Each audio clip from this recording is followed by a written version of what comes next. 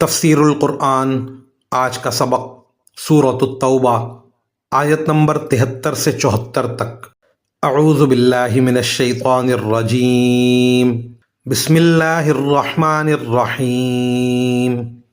یا ایہا النبی جاہد الکفار والمنافقین واغلظ علیہم ومأواہم جہنم وبئس المصیر۔ یحلفون باللہ ما قالوا وَلَقَدْ قَالُوا كَلِمَةَ الْكُفْرِ وَكَفَرُوا بَعْدَ إِسْلَامِهِمْ وَهَمُّوا بِمَا لَمْ يَنَالُوا وَمَا نَقَمُوا إِلَّا أَنْ أَغْنَاهُمُ اللَّهُ وَرَسُولُهُ مِنْ فَضْلِهِ فَإِنْ يَتُوبُوا يَكُ خَيْرًا لَهُمْ وَإِن يَتَوَلَّوْا يُعَذِّبْهُمُ اللَّهُ عَذَابًا أَلِيمًا فِي الدُّنْيَا وَالْآخِرَةِ وَمَا لَهُمْ فِي الْأَرْضِ مِنْ وَلِيٍّ وَلَا نَصِيرٍ۔ ترجمہ: اے نبی، کافروں اور منافقوں سے جہاد کرو اور ان پر سختی کرو، ان کا ٹھکانہ جہنم ہے اور وہ بہت برا ٹھکانہ ہے۔ یہ لوگ اللہ کی قسمیں کھا جاتے ہیں کہ انہوں نے فلاں بات نہیں کہی، حالانکہ انہوں نے کفر کی بات کہی ہے، اور اپنے اسلام لانے کے بعد انہوں نے کفر اختیار کیا ہے۔ انہوں نے وہ کام کرنے کا ارادہ کر لیا تھا جس میں یہ کامیابی حاصل نہ کر سکے، اور انہوں نے صرف اس بات کا بدلہ دیا کہ اللہ اور اس کے رسول نے انہیں اپنے فضل سے مالدار بنا دیا ہے۔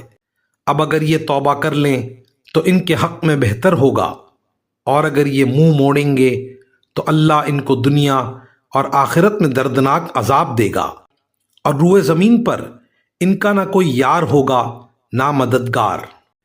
ان آیات کی تفسیر میں مفسرین کرام فرماتے ہیں، جہاد کے اصل معنی جد و جہد اور محنت و کوشش کے ہیں۔ دین کی حفاظت اور دفاع کے لیے یہ کوشش مسلح لڑائی کی شکل میں بھی ہو سکتی ہے، اور زبانی دعوت و تبلیغ اور بحث و مباحثے کی صورت میں بھی۔ کھلے کافروں کے ساتھ یہاں جہاد کے پہلے معنی مراد ہیں، اور منافقین کے ساتھ جہاد کے دوسرے معنی مقصود ہیں۔ چونکہ منافقین زبان سے اسلام لانے کا اظہار کرتے تھے، اس لیے حضرت صلی اللہ علیہ وسلم نے ان کی شرارتوں کے باوجود یہ حکم دیا کہ دنیا میں ان کے ساتھ مسلمانوں جیسا ہی معاملہ کیا جائے۔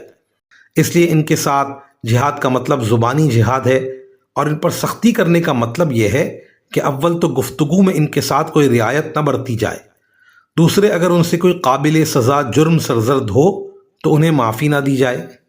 منافقین کا یہ وتیرہ تھا کہ وہ اپنی مجلسوں میں کافرانہ باتیں کہتے رہتے تھے، لیکن جب ان سے پوچھا جاتا تو وہ صاف انکار کر دیتے اور قسم بھی کھا لیتے کہ ہم نے یہ بات نہیں کہی۔ مثلاً ایک مرتبہ منافقین کے سردار عبداللہ بن ابی نے حضرت صلی اللہ علیہ وسلم اور مسلمانوں کے بارے میں ایک انتہائی گستاخانہ بات کہی تھی، اور اس کے بعد کہا تھا کہ جب ہم مدینہ پہنچیں گے تو ہم میں سے باعزت لوگ ذلیلوں کو نکال باہر کریں گے۔ اس کا ذکر خود قرآن کریم نے سورہ منافقون میں فرمایا ہے، لیکن جب اس سے پوچھا گیا تو مکر گیا اور قسمیں کھانے لگا کہ میں نے یہ نہیں کہا۔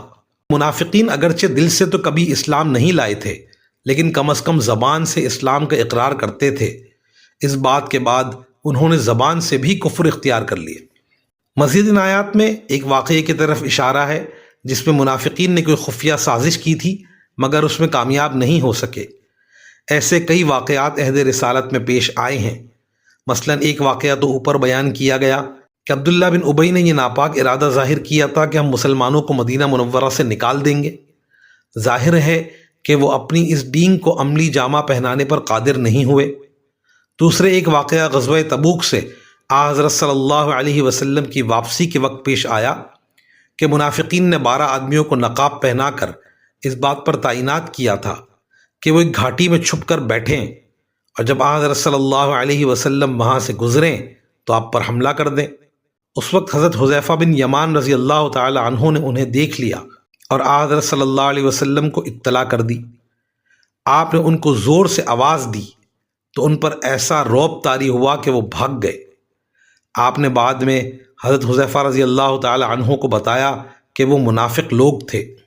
حضور صلی اللہ علیہ وسلم کی تشریف آوری سے مدینہ منورہ کے باشندوں میں پہلے کے مقابلے میں عام خوشحالی آئی تھی، جس سے یہ منافقین بھی فائدہ اٹھا رہے تھے۔ پہلے ان کی معاشی حالت خستہ تھی، مگر آپ صلی اللہ علیہ وسلم کی تشریف آوری کے بعد ان میں سے اکثر لوگ خاصے مالدار ہو گئے تھے۔ ان آیات میں یہ بیان فرمایا گیا کہ شرافت کا تقاضا تو یہ تھا کہ وہ اس خوشحالی پر اللہ اور رسول کریم صلی اللہ علیہ وسلم کے شکر گزار ہوتے، لیکن انہوں نے اس احسان کا یہ بدلہ دیا کہ آپ کے خلاف سازشیں شروع کر دیں۔ وآخر دعوانا ان الحمد للہ رب العالمین۔